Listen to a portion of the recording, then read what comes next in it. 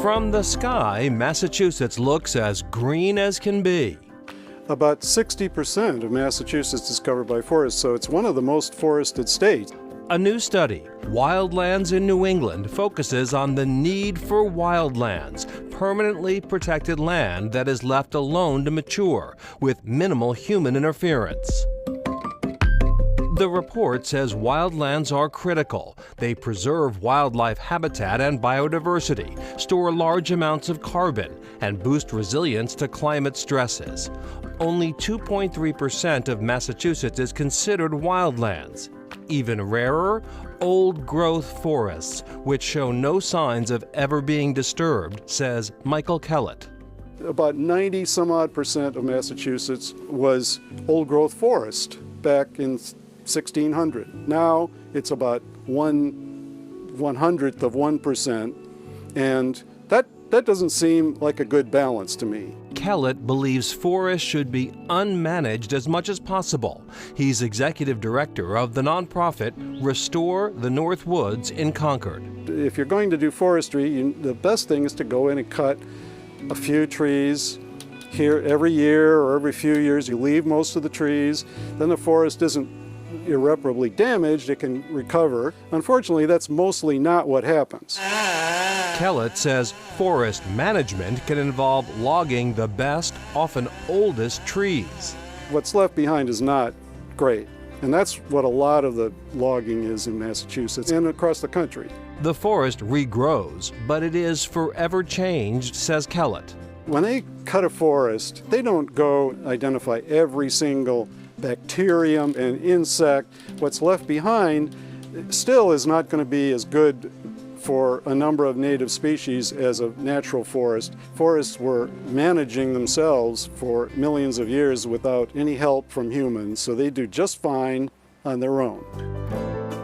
However, other experts say management is necessary for forest resilience. The human thumbprint on the landscape reflect our past land use and our decisions on the land. And so to simply walk away from that and say the forest is recovering in a perfectly natural fashion, unfortunately is not the case. Jeff Collins is Senior Director of Conservation Science at Mass Audubon. We're advising others on an approach we call climate-smart forest management, occasionally removing some trees to benefit other trees, thinning the canopy so that more light is reaching the forest floor, to support ground cover species, plant species that are important for invertebrates, birds, all kinds of other wildlife. Collins says other forestry practices also have benefits. Maintain and increase the diversity of tree species, the range of age classes of tree sizes in a forest, invasive species control or removal. But Collins agrees that more forests should age naturally.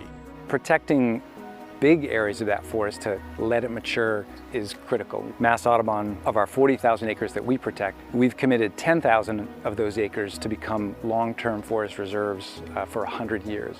Collins also points to the state's newly announced plan to focus on forests as climate solutions. The state sort of clearly articulated a commitment to protect 30% of the land of Massachusetts by 2030, and also beyond that, a commitment to protecting 40% of Massachusetts by 2050. We lose about 5,000 acres of forest a year. They want to cut that rate of loss in half. But residents, including Lynn Mann, aren't waiting. A healthy forest soil is going to be very spongy and absorbent, and this is what allows nutrients to be transported between trees. Mann has been working to re-wild forests in her hometown of Lunenburg. This forest, Rob's Hill, is growing exactly the way Mann thinks it should. If you look up, you can see that the canopy is mostly closed. In this area, the forest survives very well with the shade the way that it is. In 2019, Mann and other community members worked with the Lunenburg Conservation Commission to put a moratorium on cutting on Rob's Hill. I'm not anti-logging. It would be crazy to be anti-logging. And there are a lot of organizations around that do sustainable logging and do exemplary forestry. That can be done in designated areas and on private land. We need to have some humility and realize we need to be really careful. Well, that doesn't mean we can never cut a tree, but the more we learn, the more we realize there are all kinds of things that we didn't know before. These debates over forest management in Massachusetts aren't just theoretical. As we speak, the state is currently facing pushback over a plan to manage a section of state forest in the town of Mount Washington in the Berkshires. The state says the work will reduce the threat of forest fires and root out invasive species that threaten the long-term health of the forest, which is protected from development. But opponents say the work isn't necessary and want the land placed in a preserve. Still ahead, finding your own Walden woods.